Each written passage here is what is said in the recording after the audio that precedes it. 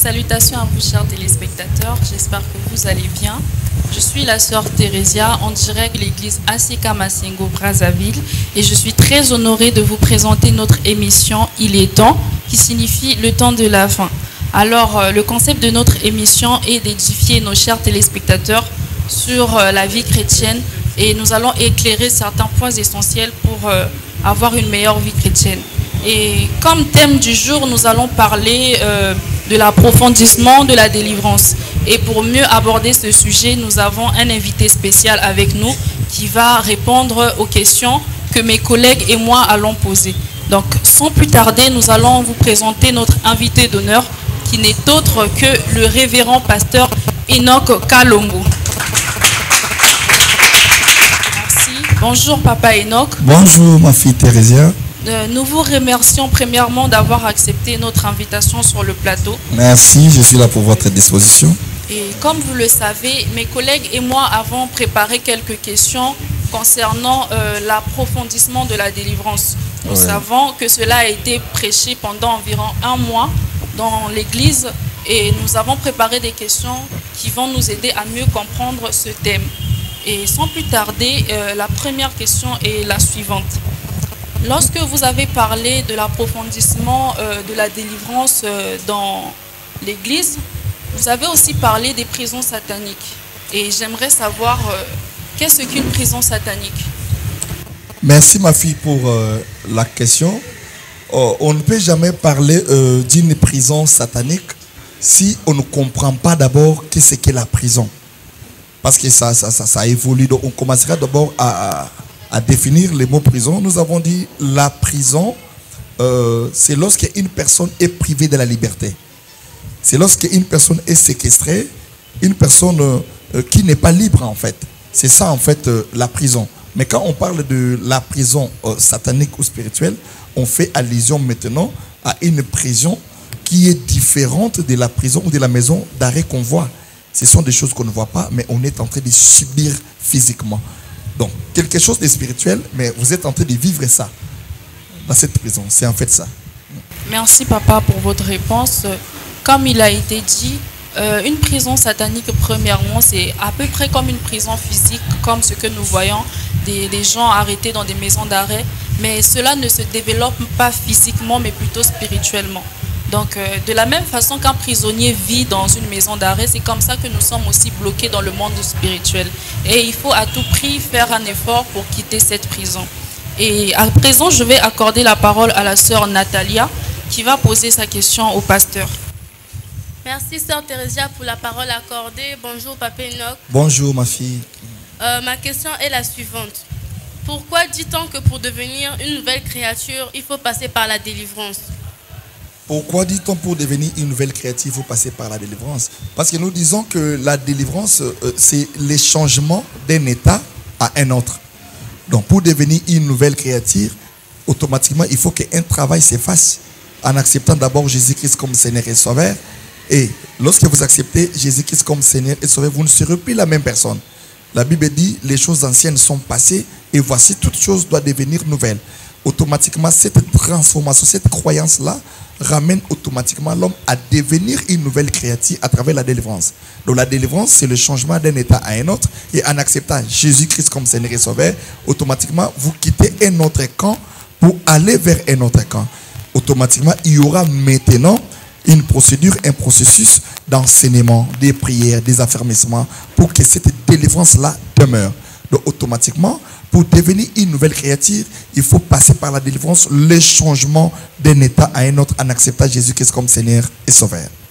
Merci, Papa, pour votre réponse. Et j'espère que cela a été clair pour nos téléspectateurs, que la délivrance, c'est le fait d'être une nouvelle créature, c'est-à-dire accepter Jésus-Christ dans sa vie.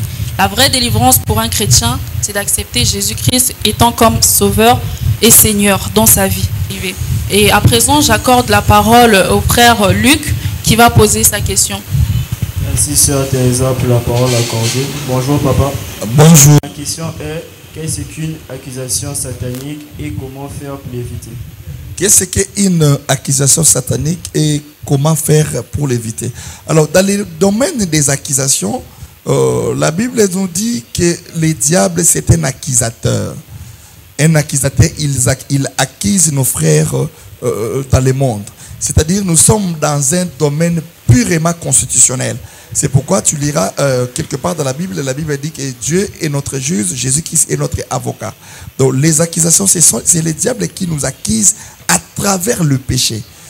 Tu verras une personne à travers sa pensée. Lorsque vous avez toujours des pensées négatives, lorsque vous avez toujours des choses négatives dans la tête, le diable vous accuse aussi automatiquement. Donc les accusations sataniques, c'est lié aux choses, aux identités, à quelques trucs que le diable jette dans la vie d'une personne. Exemple, il y a beaucoup de personnes qui subissent là des accusations spirituelles. Partout où la personne va, on ne l'aime pas, on l'accuse des choses, peut-être des choses qu'il n'a pas fait. Je donne l'exemple clair de Jésus lui-même sur la terre. Tu remarqueras maintenant Jésus-Christ sur la terre. Lui-même, il était accusé. Un jour, il était avec ses disciples. Il commence à demander aux disciples, qu'est-ce que les gens disent de moi? Donc, il voulait savoir ce que les gens parlaient de lui. Comment les gens les traitaient en fait. Et lorsque les disciples répondaient, ils répondaient automatiquement par rapport aux accusations que les gens disaient. Les autres disent que tu es Bézéboul. Les autres disent que tu es un magicien. Les autres disent que tu es un occultiste. Alors Jésus leur pose encore la question. Alors vous là, qu'est-ce que vous vous dites de moi? C'était ce que Père a répondu. Pour moi, tu es le Christ Messie. Jésus a dit, ce n'est ni la chair, ni le sang. Ce n'est ni toi, c'est mon Père qui est dans les cieux qui t'a révélé cela. Donc tu remarqueras que les accusations proviennent du diable et la révélation des bons témoignages vient maintenant de notre Père qui est dans les cieux. C'est pourquoi j'avais dit au peuple de Dieu, pour savoir un meilleur ami que tu peux marcher avec lui, la première des choses, il faut savoir les témoignages que la personne parle de toi. Parce que les témoignages confirment quelque chose. Tu remarqueras, il a fallu que Jean le Baptiste témoigne Jésus-Christ de Nazareth pour qu'une voix sorte du ciel pour dire que c'est lui-ci, pour confirmer que c'est lui-ci est mon fils bien-aimé. Donc, ce que les gens disent de toi, ce que les gens témoignent de toi, ce qu'une personne parle de toi, c'est ce qui détermine réellement il est une bonne personne. Et la deuxième des choses, c'est les témoignages que la personne parle lorsque tu n'es pas là, derrière ton dos. Tu remarqueras maintenant, il est aujourd'hui difficile que tu aies un ami ou une personne, même dans la famille, même à l'église, qui parle de bien de toi. Donc, ces deux choses-là déterminent une meilleure personne. Alors, pour maintenant répondre à ta deuxième question, comment faire pour éviter les accusations sataniques? Comment s'en sortir des accusations sataniques? La première des choses, lorsque une personne est accusée de fausses accusations, la première des choses, ne te justifie pas. Pourquoi? Parce que la vérité ne se justifie pas. Je parle de fausses accusations. Lorsqu'on t'accuse, il ne faut pas se justifier. Voilà, vouloir convaincre les gens que tu es innocent. Non. Devant les accusations, accepte cela et crois seulement à la parole. Parce que Jésus-Christ est le chemin, la vérité et la vie. Lui-même était accusé, mais il n'a dit aucun mot lorsque Pilate lui posait des questions. Donc c'est pour sortir des accusations sataniques et le vaincre, d'abord, il faut d'abord garder le silence parce que la vérité se défend elle-même. Donc tu n'as pas les droits de défendre, de chercher des raisons et consorts. Sois calme et garde ton sang-froid, prie Dieu. Et la vérité là que qui est en toi, qui est Jésus-Christ, va seulement te défendre et tu vas t'en sortir victorieuse. Mais au moment où tu te défends, au moment où tu discutes face aux accusations, sache que tu as déjà perdu le combat spirituel. Merci papa pour votre réponse. Et comme il a été dit, les accusations sont principalement les témoignages que les gens ont envers nous, que ce soit derrière nous, ce que disent les gens sur nous, mais envers d'autres personnes. C'est ça les accusations. Et pour les éviter, il est essentiel de garder le silence, peu importe les accusations, parce que nous savons tous que c'est Jésus, le chemin, la vie et la vérité. Et sans plus tarder, j'accorde la parole à la sœur Keren, qui va poser sa question au pasteur. Merci la sœur Teresa pour la parole accordée. Bonjour cher révérend Enoch Alobi. Bonjour ma fille Karen. Ma question est celle-ci. Quelle est la place du jeûne et les fortes prières de la délivrance? La place des jeûnes, je me souviens dans un verset biblique où Jésus dit que cette sorte de démons ne peut sortir que par des jeûnes et des prières. Donc, le jeûne et les prières a une grande place dans la délivrance d'une personne. Parce qu'il y a chaque démon, chaque esprit, il y a des espèces d'esprits. Il y a certains esprits, ça ne peut que sortir par des jeûnes. Les prières sont des armes spirituelles que Dieu nous a données pour chasser les démons et se défendre devant les attaques sataniques. Automatiquement, lorsqu'on parle de la délivrance, on voit déjà les jeûnes, on voit déjà la prière, on voit déjà les offrandes. Donc, les jeûnes et les prières font partie des armes spirituelles pour la délivrance d'une personne ou d'un chrétien. Merci papa pour votre réponse. Comme il a été dit, les jeûnes et les prières sont des armes très essentielles pour la délivrance d'une personne. Parce qu'en effet, on ne peut pas être délivré du jour au lendemain sans aucun effort particulier. Et ça compte beaucoup dans le processus de délivrance d'un être humain. À présent, j'accorde la parole à la sœur Divine qui va poser sa question. Merci la sœur Thérésia pour la parole accordée. Bonjour pasteur Enoch. Bonjour ma fille. Ma question est celle-ci. Les esprits impurs sont-ils la cause d'une prison satanique? Oui, je peux dire oui, les esprits impurs sont aussi la cause pour qu'une personne soit dans la prison satanique. Je vais répondre dans un verset, les fous de Gadara. Un jour, Jésus venait de quelque part, il a rencontré un fou qui venait des cimetières. Et lorsque le fou a vu Jésus, le fou s'est approché. Alors Jésus voulait maintenant délivrer la personne. Et lorsqu'il a commencé à poser la question, le fou répond que nous sommes légion, c'est-à-dire plusieurs. Et il y a aussi des passages bibliques qui montrent qu'on parle de Marie à laquelle Jésus a chassé 7 démons. Donc les esprits impurs sont même la base. Ce sont les armes que le diable utilise. Pour retenir quelqu'un dans une prison spirituelle, les arbres nous envoûtent avec des esprits impurs, tels que la maladie, le chômage. Il y a beaucoup d'esprits impurs dans la vie d'un homme qui ramènent directement une personne comme prisonnier. C'est pourquoi Paul disait quelque part que moi, esclave, prisonnier du Seigneur. Donc nous avons que 2 esprits dans le monde, l'esprit du diable et l'esprit de Dieu. Si tu n'as pas le Saint-Esprit, c'est que tu es prisonnier ou esclave du diable. Et si tu as Christ en vous, vous êtes directement esclave de Jésus et enfant de Dieu. C'est pourquoi je voulais dire à quelqu'un qui nous suit que Jésus-Christ est le seul chemin qui peut nous aider à vaincre les esprits impurs. Lorsque vous croyez, lorsque vous appartenez à la religion de Jésus, automatiquement, vous êtes sains et saufs. C'est pourquoi la Bible dit qu'il n'y a plus de condamnation pour ceux qui sont en Christ. C'est pourquoi j'invite à toute personne qui nous suivent d'accepter réellement Jésus dans leur vie et la délivrance sera totale. Parce que c'est le seul chemin qui peut nous amener vers le Père au temps de la fin. Merci papa pour la réponse. Et j'espère que cela a été clair aussi pour vous, très chers téléspectateurs, que les esprits impurs sont en effet aussi l'une des bases principales des prisons sataniques. Ce que je peux vous dire, très chers téléspectateurs, c'est de vivre en Jésus, parce que lorsque un homme vit en Jésus, il reçoit le Saint-Esprit et c'est impossible de lui d'être prisonnier du diable. Parce que quand tu as le Saint-Esprit, c'est pas facile pour toi d'avoir des esprits impurs en toi qui te retiendront prisonnier. Et j'espère que cela a été clair pour tous nos très chers téléspectateurs. À présent, j'accorde la parole à la sœur Promesse, qui a également une question à poser à notre pasteur. Merci la sœur Thérésia pour la parole. Bonjour papa. Bonjour ma fille. Ma question est la suivante. Quel est le chemin à suivre pour ne pas être victime d'une prison satanique? Quel est le chemin à suivre pour ne pas être victime d'une prison satanique? Je crois dans l'enseignement, j'avais démontré la première des choses que la personne doit faire. Elle doit se retrouver dans un milieu où on proclame le nom de Jésus. Je parle de Jésus véritable. C'est-à-dire l'endroit. Tu remarqueras dans la Bible, on parle souvent dans la montagne du Carmel, la montagne de Morija. C'était des endroits où les gens partaient pour rencontrer le Seigneur. Donc il y a des milliers, il y a des églises. On a écrit église, mais Dieu n'est pas là. Vous remarquerez même lorsque Dieu a dit à Abraham de sortir dans sa maison, dans son pays, dans la maison de son père. Donc Dieu pouvait lui délivrer là-bas. Donc il y a un problème de l'environnement. Donc il faut que tu te retrouves d'abord dans une bonne place. Et la deuxième des choses, nous avons dit, tu dois aussi avoir confiance à ce Dieu-là à travers son serviteur. Parce que Dieu ne se voit pas. La Bible dit, confiez-vous à l'Éternel, vous serez affirmés, mais à ses serviteurs, vous réussirez.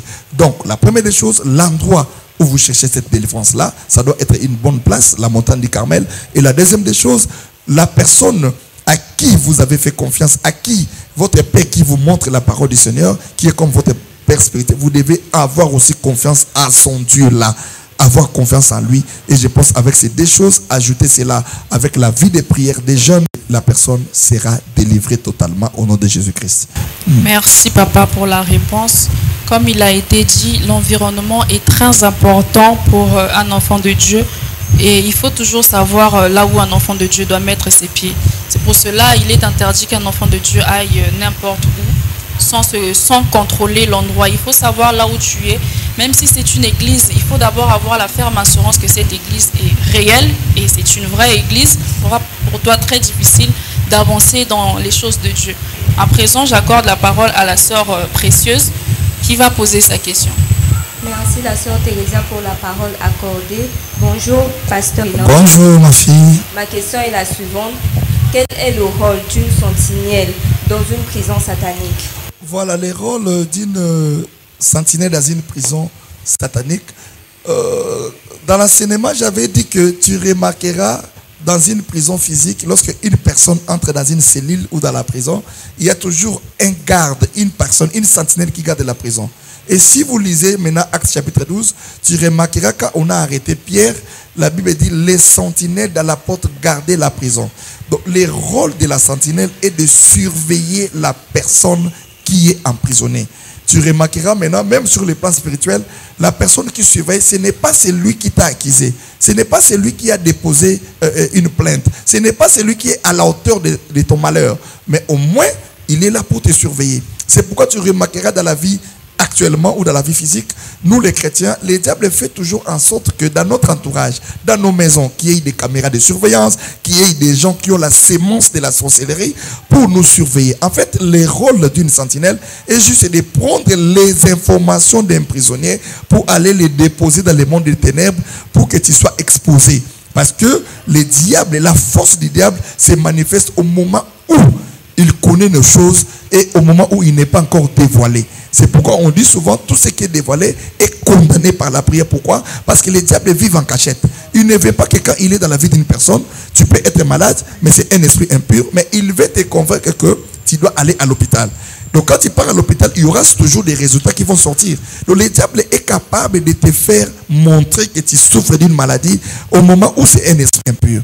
Donc le rôle d'une sentinelle est d'amener nos informations, les informations des prisonniers dans le monde des ténèbres pour que tu sois contrôlé et à chaque mouvement que tu feras, le monde des ténèbres est déjà au courant. Et lorsque le monde des ténèbres est déjà au courant, les gens là qui te commentent là, tu n'auras pas un moyen de s'en sortir. C'est pourquoi la Bible dit dans Jérémie 33, invoque-moi, je te répondrai, je te montrerai les choses qui sont cachées. Donc tout ce que le diable fait dans les ténèbres, ce sont des choses qui sont cachées, que l'Éternel nous demande que dans la prière, lorsque nous l'invoquons, ça doit être découvert. C'est pourquoi je voulais parler à quelqu'un qu'à partir de maintenant, que toutes les choses qui sont cachées dans le monde des ténèbres, entendons que ça soit dévoilé au nom de Jésus. Et je pense que la délivrance sera sûre et certaine. Merci papa pour votre réponse. Et j'espère que ça a été aussi clair pour nos téléspectateurs que le rôle d'un sentinelle dans une prison satanique, c'est exactement comme ce que nous voyons ici dans les prisons physiques. Un sentinelle, il est là pour surveiller nos faits et gestes. C'est également ça dans la vie spirituelle. Il est là pour voir tout ce que nous faisons afin de ramener ça auprès de ses supérieurs.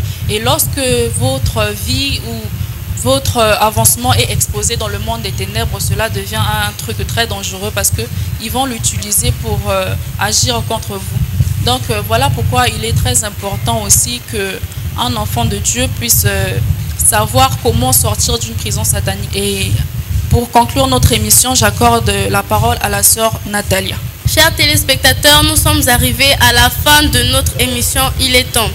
Aujourd'hui, nous avons reçu un invité très spécial qui n'est autre que le révérend pasteur Enoch Kalumbo. Avec lui, nous avons su comment entrer dans le vif du sujet hebdomadaire qui n'est autre que l'approfondissement de la délivrance. Pasteur Enoch, avez-vous un dernier mot pour la fin? Merci ma fille. Le mot de la fin est que nous appelons au peuple de Dieu, aux gens qui prient et aux gens qui ne prient pas, d'accepter Jésus-Christ comme Seigneur et Sauveur. Vraiment, nous sommes au temps de la fin. La Bible dit que Jésus revient bientôt et tous les signes qu'il nous a parlé dans la Bible, ça s'accomplit déjà. Donc nous demandons au peuple de Dieu d'être prudent, de préparer nos vies pour l'avènement de notre époux qui est Jésus-Christ. Merci papa pour ce conseil. C'était la sœur Natalia en direct de notre chaîne Dimension TV pour l'émission Il est temps. Que le Seigneur Jésus-Christ vous bénisse.